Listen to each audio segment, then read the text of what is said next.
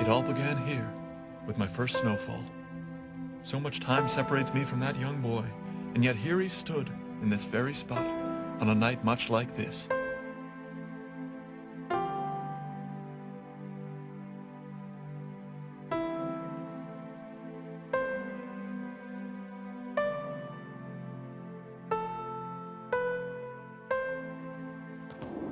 I remember my first real thought.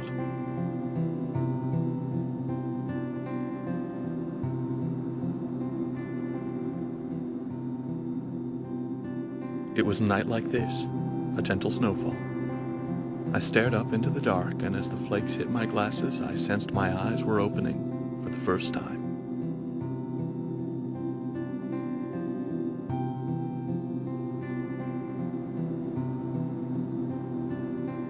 I thought that the crystals looked like ghosts, an endless procession of white specters marching out of the sky.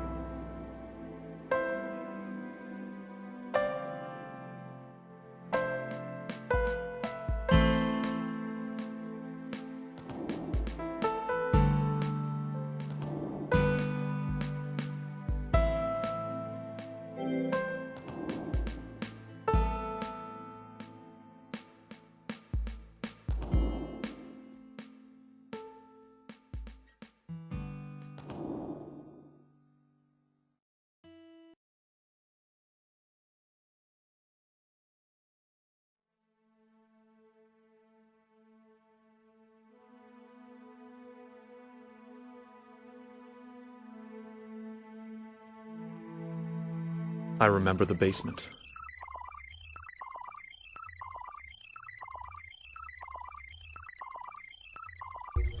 The doorway was a wide open maw, expanding into the darkness below our little house. Sometimes I imagined a monster living down there, preying on little boys.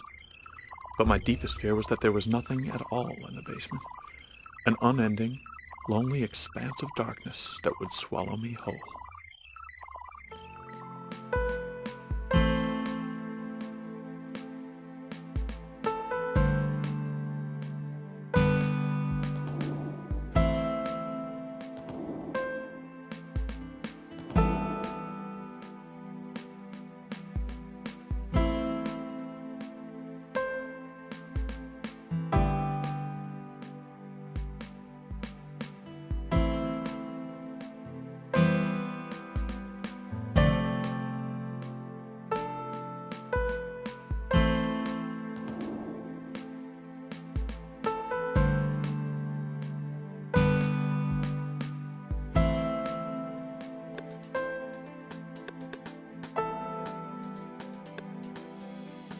I remember the first time I found Jackson.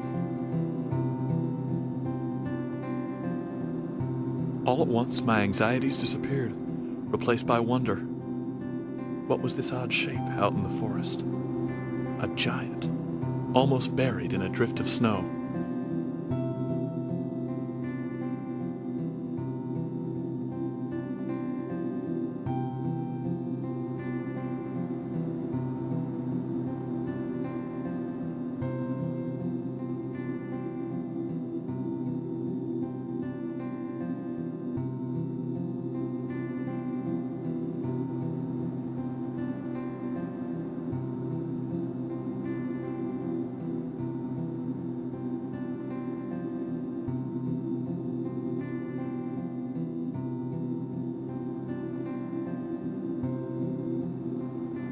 In a night of wonders, Jackson did not seem out of place. I only lingered for a moment by his side. I didn't know that his outstretched hand would later guide me, protect me, and challenge me. I only knew that I was far from home.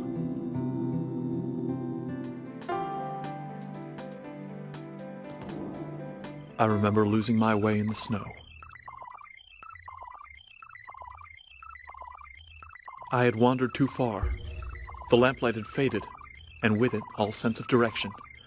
I couldn't see a thing. For a few moments, I was convinced that my first true adventure would be my last. This, I told myself, is what you get, Joseph Wheeler. This is freedom, stumbling into darkness, far from home, as your fingers grow slowly colder.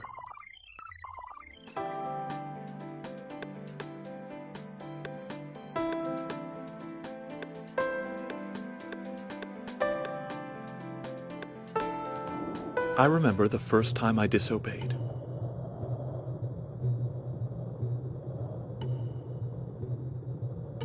She told me I couldn't go out into the snow, and I tried to stay in bed.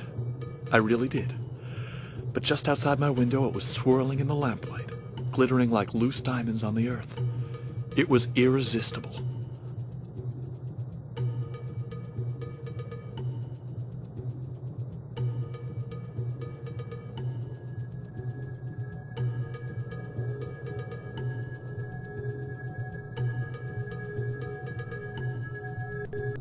I decided to sneak out into the snow, but right at the threshold I hesitated.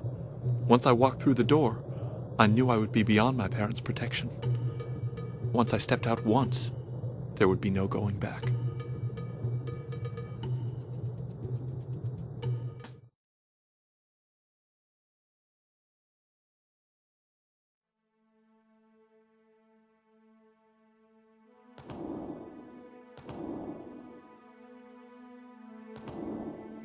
I remember my favorite toy, the firefly.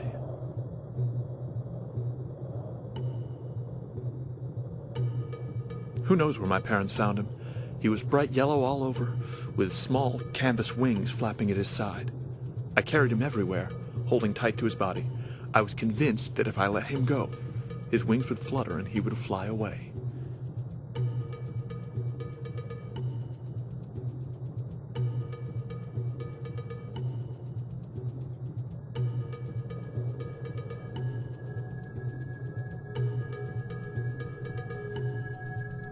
I knew real fireflies from my earliest summers, spots of brilliant light that vanished as soon as they appeared.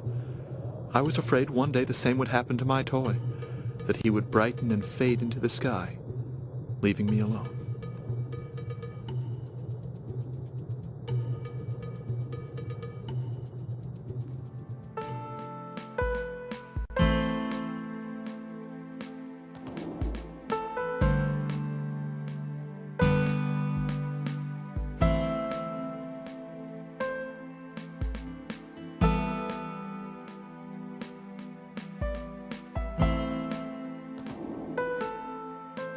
I remember my mother's constant questions.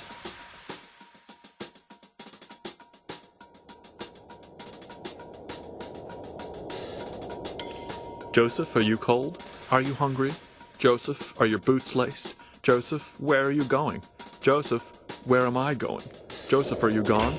Yes, mother. No, mother. Yes, no, sometimes, never. In time, even my one-word answers became a chore.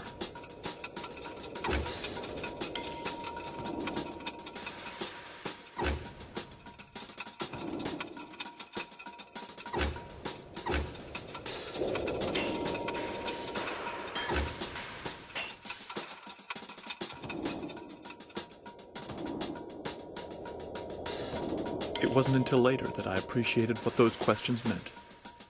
I was a nearly silent, practically invisible little boy, but I was the center of her world. Insignificant as I was, she always saw me.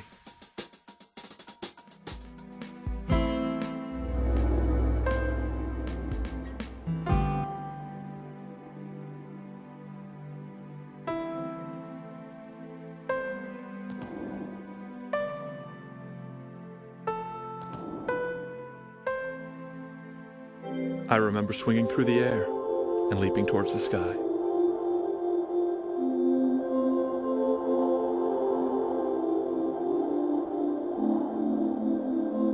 The swing set wasn't far, halfway between my house and my neighbor Ellie's. Still, every time my mother took me, it was a special occasion. It was a chance to leave the ground, to let my little legs carry me upwards. It was my first taste of freedom.